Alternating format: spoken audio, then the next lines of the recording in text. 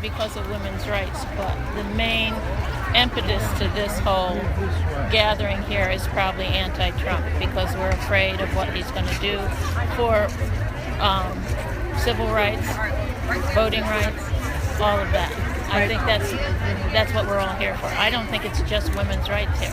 Absolutely, I agree. It's a Trump. Everybody. It's an anti-Trump rally, really, including women's rights. Right. So women's rights is one of the Many. If many, you look many, at the signs, many, look at the rights. signs. Right. The gay environment, everything. Yes. And everything.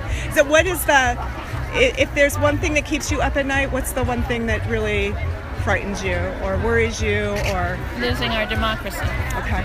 I agree, 100%. Losing our democracy. That is it. Do you? Yeah. I would agree with that, yeah. I think also just disenfranchised groups we were getting to a better place, and I feel like we, as the president said, sometimes we take 2 steps forward and 1 step back. The president that I miss dearly after one day. And I think we just have to be really careful that we don't enable and empower those who see progress as a threat to rights that they've already had for quite some time. Right. So, and maybe I'm afraid that we've taken a U-turn and not just 2 steps back. yeah, in a different direction. I think that's accurate. I would agree with that. Yeah. I'm not very eloquent. No, eloquency is not the important thing here. It's voice. Tell me why you're here. What brought you out today, and I'll prompt you. Yeah.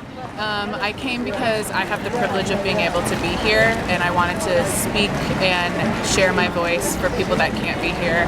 Black Lives Matter, Trans Lives Matter, everybody's lives matter, but particularly as women, we have to do the emotional labor to support the people that don't get supported, that traditionally aren't afforded opportunities. And I like that. The emotional labor. Yeah.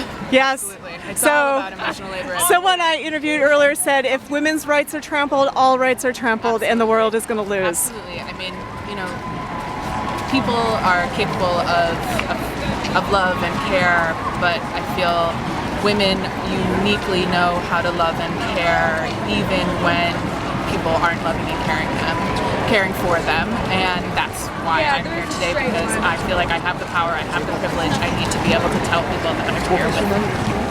And amplify the voices. Amplify the voices together. Absolutely. Right, and keep it connected. Absolutely. Do you have anything you want to add? You're good? Who wants to get rid of public education? So we're not going to be growing. They put everybody in private schools. There aren't enough.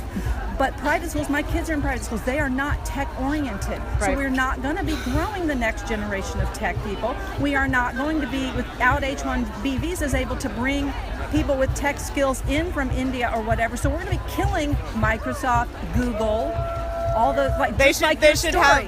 Yeah, the good corporate guys. All the good corporate guys are going to gone. be undermined because they can't get the technical skills they need for their businesses because of his policies. Yes. That's exactly what you're saying. Yes, and one of the questions I have is like Oxfam came out with 8 people have more resources and money than 3 billion people in the world. Yeah. And what do you think of that? And that's basically what I have. Is I have 15 multinational corporations that control everything, and everyone is their working machine part. Cool. So, yes, no, I think you should be able to get a publisher now. I hope so.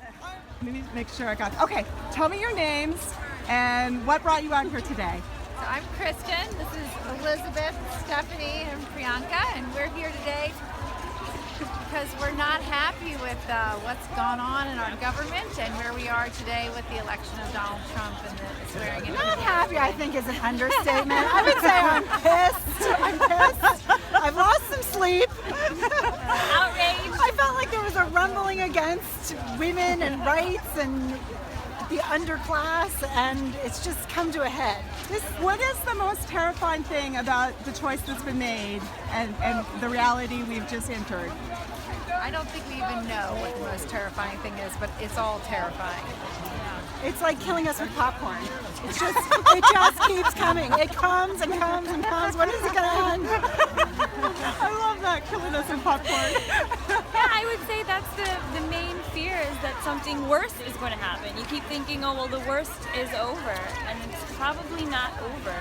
And so we're just trying to prepare for that and tell him that it's not okay. It's not okay, and Women are we're not strong. going to go away. Women are strong. We're not going away. And we are the future. I agree. All right. Oh, can you say that one more time? I was trying to get the video. Oh, History sure. repeats itself. History repeats itself, and you would think that man has learned something over the last thousands of years not to repeat these same types of mistakes, and yet they keep Here we happening. are. We're And we've repeating elected again and someone again like and this again. who's willing to make some of the same mistakes. Yes. And we won't accept that. And that's the name of my book, Sapiens Wisdom. Can we put the wisdom back into our species name? Homo sapien.